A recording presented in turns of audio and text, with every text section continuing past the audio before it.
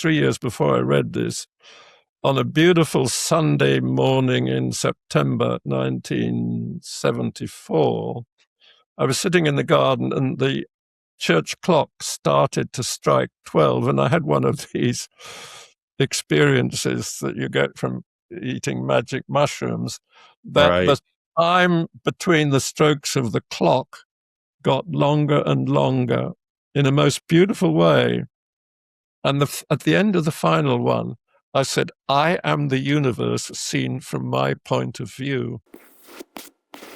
All the time now, and I'm being pulled in one direction in one episode and pulled in another, and it's super interesting at the moment. There's definitely a resurgence in panpsychist based ideas, different flavors of panpsychism where mind and matter aren't distinct things, but there is some experiential dimension to matter. Have you thought about this at all? Does this tie into your work on time or physics? Well, it's come in through a bit. Well, there's two background things to this, both potentially very, very major. In my more recent book, The Janus Point, which is really about where the arrow of time comes from, at one stage I proposed a quantum theory of shapes. This would so basically, DeWitt already suggested this, that you should introduce something that is basically called an internal time. So how do you tell the time? Well, you see the hand of a clock. You see the position of the hand of the clock. So he said that what you should measure time, it sort of reintroduce time into a physics in which there's no change, is that you could have at one instant there would be lots and lots of triangles, and you could say, well, if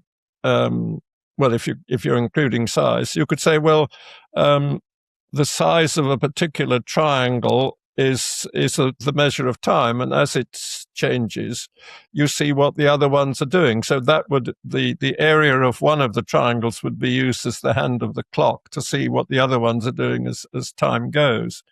At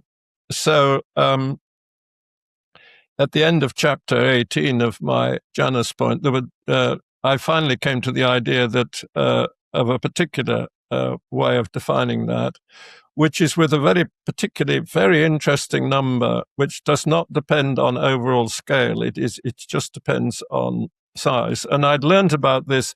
It's a very interesting number that occurs in Newton's theory of gravity, but virtually nobody takes much interest. Well, very few people know about it at all. And even the specialists in the field who know about it perfectly well have not given it huge significance. But I have, along now with some of my collaborators. So I suggested that this quantity should serve as an internal time. I'll have to go into a little bit of background in this because this for me is an extraordinarily interesting thing, and many more people should know about it, I think. So Please do. I got onto this because of Leibniz. Leibniz said, and he was, by the way, trying to develop a theory of idealism where there's only consciousness. So Leibniz had this idea of monads. So monads for him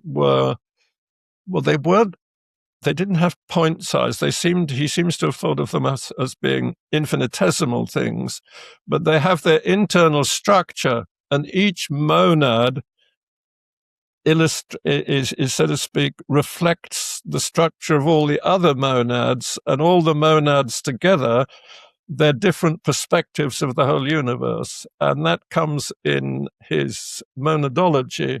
I've got it here somewhere if we want to have the exact wording.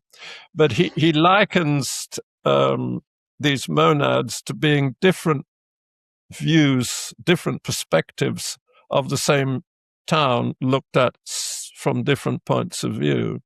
And then, well, let me get the text, because when I read this back in 1977, it made absolutely huge impression on me, and it's I love this. This is so interesting. so he said, well, he says, this connection or adaptation of all created things with each and of each with all the rest means that each simple substance, that's monad, each monad, has relations which express all the others, and that consequently it is a perpetual living mirror of the universe. Then he goes on, and just as the same town, when looked at from different sides, appears quite different and is, as it were, multiplied in perspective, so also it happens that because of the infinite number of simple substances, that's monads, it is as if there were as many different universes, which are, however, but different perspectives of a single universe in accordance with the different points of view of each monad.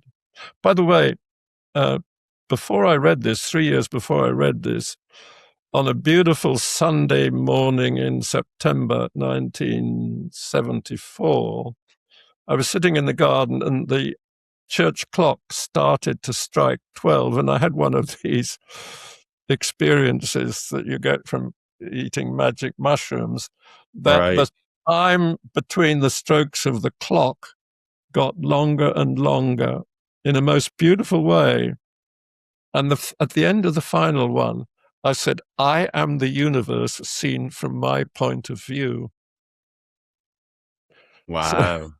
So 3 years later, I read this more or less in Leibniz. Then he says, and this is the means of obtaining as much variety as possible, but with the greatest order possible. That is to say, it is the means of obtaining as much perfection as possible. So that made a very big impression on me. And then 3 years later, I met Lee Smolin, whom you will have no doubt come across. Mind holding up the book? I'd love to just see the book. It's Everyman's edition. I think it's out of print now, but it's a very good selection of his philosophical writings. Beautiful. Okay. Yeah, and so in 1980, I met Lee Smolin, and he got very impressed by it. And then he did actually find a way of representing Leibniz's idea. And I think it was the first one that was at all non-trivial. And then we worked on the idea for on and off for some time. I added a little bit of geometry to it. There's a paper on that on my website, platonia.com. And I have just one joint paper with Lee. It's called Maximal Variety. It didn't get into. We didn't attempt to put it into a journal, but it's on the archive. But and this is fundamentally a theory of idealism. I think Leibniz is. I think people regard Leibniz as being an idealist, and he was rather scornful of Bishop Berkeley. That was rather simple-minded. I think he thought Bishop Berkeley. It was certainly Leibniz is much more sophisticated in that. But what I tell you, what is really very interesting is that I finally, about 3 or 4 years ago, came to a way to define a quantity, a function, which is scale invariant. So the way I put it is, given a finite number of points in Euclidean space, and let's assume they all have the same mass, so they're just points, pure points in Euclidean space. What number measures the extent to which they're uniformly or distributed or clustered? Just that idea.